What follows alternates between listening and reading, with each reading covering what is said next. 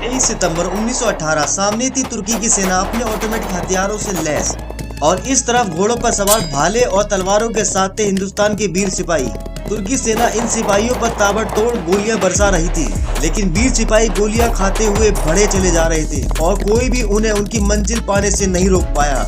और इजराइल को तुर्कियों से 400 साल की गुलामी से उन्होंने आजाद करवा दिया, जिसके लिए इजराइल आज तक उन शहीदों को याद करता है। और यही नहीं, इवन बच्चों को स्कूल में इसके बारे में पढ़ाया जाता है।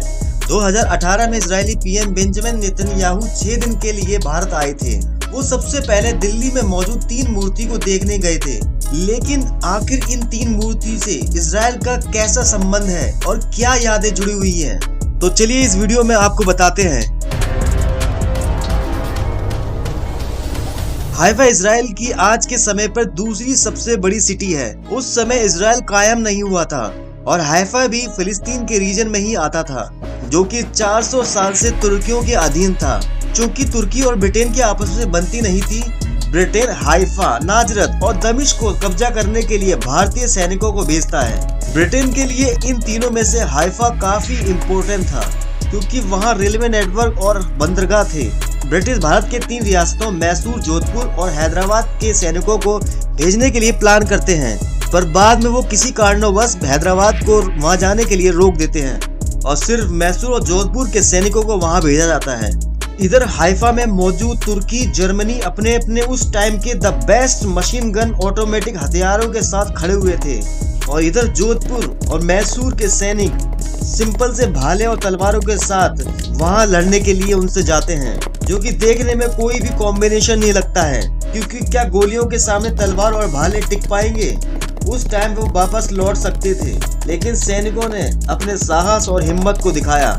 मैसूर के 2 दल एक वेस्ट साइड से और एक ईस्ट की साइड से भेजे जाते हैं, ताकि जो तुर्की गन फायर कर रहे हैं उन पर कब्जा किया जा सके, और जोधपुर के सैनिकों को सीधा सामने से अटैक करने के लिए बोला जाता है। हाइफा से पहले एक पहाड़ पड़ता है, जो कि माउंट कार्मेल के नाम से जाना जाता है, और दूसरी तरफ होती है रिवर किसोन। तो सबसे पहले सैनिक नदी से जाने की कोशिश करते हैं, पर उनके 2 घोड़े डूब जाते हैं, जिसकी वजह से वो उस नदी को क्रॉस नहीं कर पाते हैं। अब उनके पास में केवल एक ही रास्ता बचता है, और वो था पहाड़ का। बट प्रॉब्लम ये थी कि उस रास्ते से जाना आसान बात नहीं थी, क्योंकि वो बंदूकों और आर्टिलरी गन से कवर था, और जो भी अटैकर वहां से जाता वो इंटेंस फायरिंग से नहीं बच सकता था। भारतीय सैनिक ये सब जानने के बावजूद उसी रास्ते को जाने को मुड़ते हैं, और जैसे ही वो उस रास्ते की तरफ बढ़ते हैं, वहां से इंटेंस फायरिंग शुरू हो जाती है और गोलियों की एक बौछार आने लग जाती है, जिसमें सेना के ब्रेव कर्नल ठाकुर दलपत सिंह को गोली लग जाती है और वो वीर गति को प्राप्त हो जाते हैं। कई घोड़े जख्मी होने लगते हैं, क्योंकि काफी बुरी तरह से गोलियां इनकी तरफ आ रही थी। ये सब नजारा देखते हुए ब्रिटिश जनरल एडमंड एल्बी ने सैनिकों को पीछे से हटने का आदेश दे दिया, लेकिन भारतीय सैनिकों को पीठ दिखाना मंजूर नहीं था और उनके आदेश को, उनके ऑर्डर को नजरअंदाज करते हुए अपनी बहादुरी के साथ आगे बढ़ते रहे और अपनी घोड़ों को फुल स्पीड में कर दिया और तुर्कियों पर अटैक कर दिया, और 20 मिनट के अंदर ही उस इलाके को कब्जा कर लिया।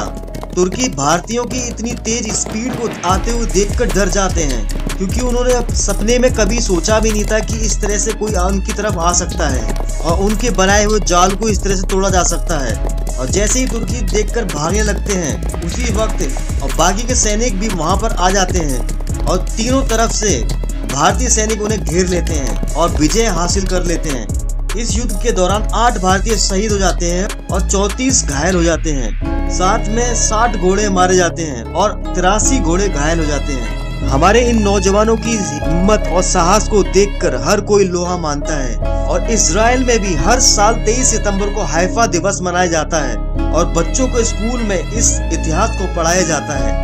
आपने दिल्ली में मौजूद 3 मूर्ति तो जरूर देखी होंगी, या फिर उनके बारे में कभी न कभी तो सुना ही होगा। और 3 मूर्तियों का जो रहस्य है, वो इन शहीदों का बलिदान है, जो इसके पीछे का इतिहास हमें बयान करता है। और इसी की वजह से इजराइल के पीएम इस 3 मूर्ति को देखने गए थे, और यही है वो रिश्ता जो भारत और इजराइल से जुड़ा हुआ है, जिसे आज तक याद किया जाता है और जिसको कभी भी भुलाया नहीं जा सकता है। अगर वीडियो पसंद आई हो तो चैनल को लाइक करें, सब्सक्राइब करें और बेल आइकन को प्रेस करें, ताकि आने वाली वीडियो का नोटिफिकेशन आपको जल्द से जल्द मिलता रहे।